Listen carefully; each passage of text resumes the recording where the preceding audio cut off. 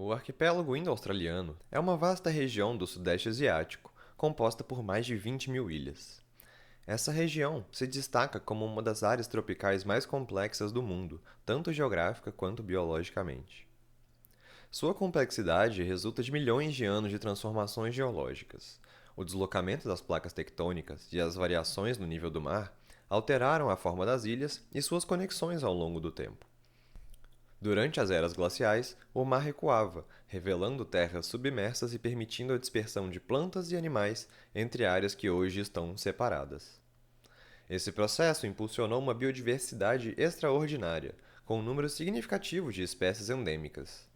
Embora ocupe uma área relativamente pequena, o arquipélago concentra uma parcela expressiva da diversidade biológica global, tanto terrestre quanto marinha. Parte dessa riqueza está ligada às diferentes origens geológicas das ilhas. Algumas são fragmentos antigos de continentes, enquanto outras surgiram de colisões entre massas de terras distintas.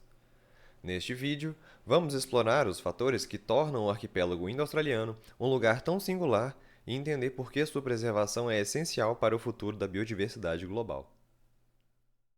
Situado entre os oceanos Índico e Pacífico, o arquipélago indo-australiano é formado por mais de 20 mil ilhas, estendendo-se do sudeste da Ásia até o norte da Oceania. Essa região abriga cerca de 650 milhões de pessoas, vivendo em países como Indonésia, Filipinas, Malásia, Tailândia e Papua Nova Guiné, conhecidos não apenas por sua diversidade cultural e gastronômica, mas também por suas paisagens naturais impressionantes. Além da riqueza cultural, o arquipélago se destaca pela biodiversidade excepcional. Aproximadamente um quarto das espécies terrestres do planeta estão presentes nessas ilhas, e seus mares abrigam os recifes de corais mais diversos do mundo. Essa diversidade sempre atraiu pesquisadores, fascinados não apenas pela variedade de espécies, mas também pela distribuição dessas formas de vida ao longo das ilhas. Um exemplo marcante é a diferença entre Bali e Lombok, duas ilhas vizinhas separadas por apenas 40 quilômetros. Quem cruza esse curto trajeto percebe mudanças drásticas na fauna, como se estivesse viajando entre continentes. Mas por que isso acontece? O que causa uma transição tão abrupta na composição de espécies em distâncias tão curtas? Essa diferença intrigou cientistas como Alfred Russel Wallace e levou ao reconhecimento de uma linha imaginária que divide as faunas do leste e oeste do arquipélago. Esse fenômeno fez do arquipélago indo-australiano o berço da biogeografia, ciência que estuda a distribuição das espécies pelo planeta. Para entender essa biodiversidade e a razão da existência da chamada linha de Wallace, é preciso olhar além da superfície. Quando analisamos o arquipélago abaixo do nível do mar, percebemos que Bornéu, Java e outras ilhas ocidentais compartilham uma grande plataforma continental única, chamada Plataforma de Sunda. Já as ilhas a leste de Ceram compartilham com a Austrália a plataforma de Sahul.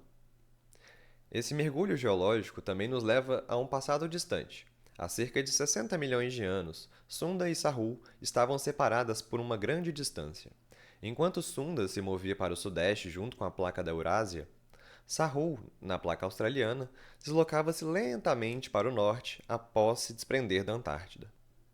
Com o tempo, essas placas começaram a se encontrar, fazendo com que a placa australiana deslizasse sobre a Indonésia, gerando intensa atividade vulcânica e sísmica.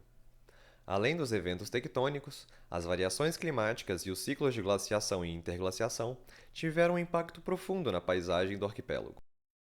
Durante as áreas do gelo, o clima mais frio e seco causou mudanças na vegetação, expandindo savanas e florestas sazonais, enquanto as selvas tropicais úmidas se restringiam a pequenos refúgios. Para algumas espécies, as mudanças representavam barreiras intransponíveis, restringindo-as a determinadas áreas. Outras, no entanto, aproveitaram as novas condições para se expandir. Um dos exemplos mais impressionantes é a chegada do Homo erectus a Java, que utilizou corredores de savana para colonizar novas terras.